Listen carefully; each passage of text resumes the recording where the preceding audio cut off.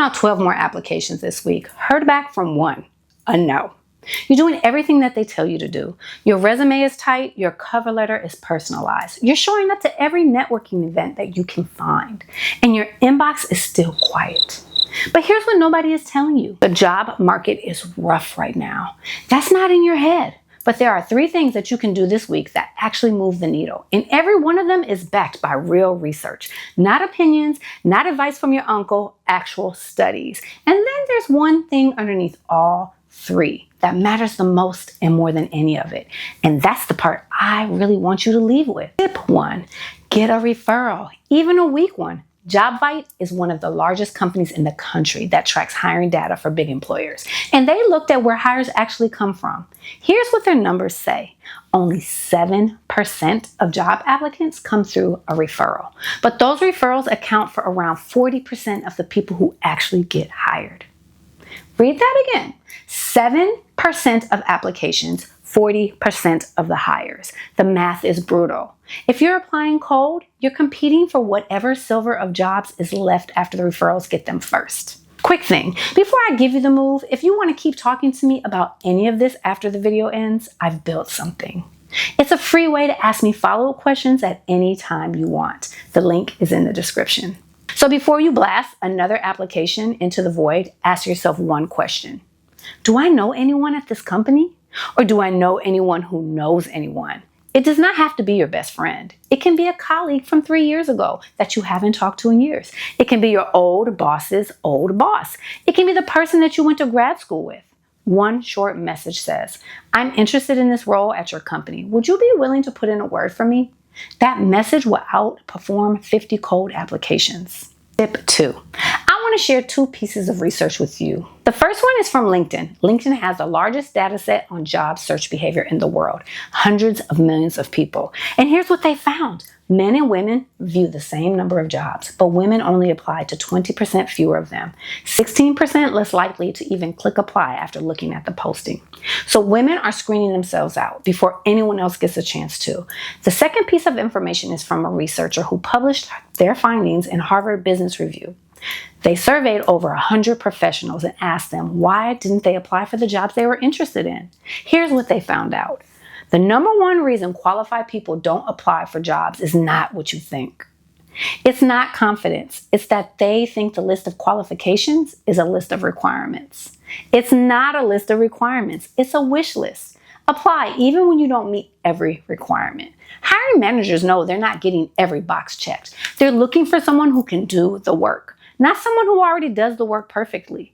If you're at 60% of what they're asking for, apply to the job.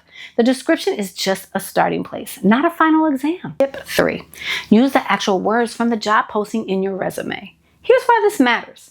Most companies, including almost every big employer, will run your resume through a software filter before a human ever sees it. Harvard Business School ran a study on this. They surveyed 2,250 executives across the United States, the UK, and Germany. Here's what they found. 88% of those executives said their own hiring systems filter out qualified candidates because the resumes don't match the job description closely enough. 88% of the hiring managers know this is happening. They told Harvard that the system is screening out people who could do the job, and nobody's changing it. So here's the move. Before you submit your next application, do this. Pull up the job posting next to your resume. Find the exact words and phrases that the company uses to describe what they want. Then use those exact words on your resume. If they say project management, you say project management. If they say cross-functional collaboration, you say cross-functional collaboration. Use the words they use because you're gaming the system. Because the algorithm is the first reader and it doesn't paraphrase. Okay, those 3 tips will help. Use them. But here's the thing underneath all of them. Every one of those tips is really the same tip. Get a referral because the people already know your work will vouch for it. You don't have to start from 0. Apply at 60% because the wish list is not a verdict on whether or not you're worthy. Use their language because you're communicating with the system on your own terms. Every single one of them is asking you to stop showing up like you need permission to be in the room. Here's what's actually happening when the search drags on. The longer you go without an offer, the more you start to believe that no means something about you. You walk into the next interview already convinced that you have to earn the right to be there.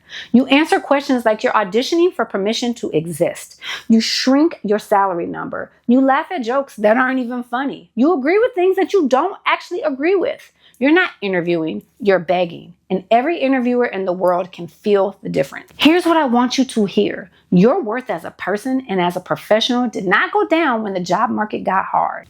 The market changed. You didn't.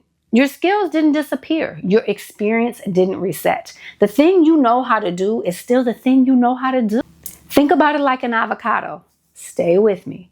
When I was a kid, I hated avocados. I could not stand them.